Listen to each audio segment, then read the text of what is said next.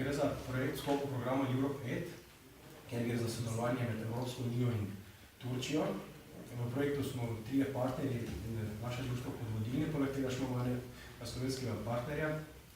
lokalno razvojno fundacijo iz Pomurje in eno nevladno organizacijo iz Turčije. Namen projekta pa je v bistvu spodbujanje razvoja organizacij civilne družbe na področju energetike, s poudarkom na energetski učinkovitosti in na obnovljivih virih in v bistvu spodbujanje dialoga z odločevalci, politik in velikimi akterji, podobno kot je vaše podjetje, torej z raznimi elektro- oziroma energetskimi podjetji.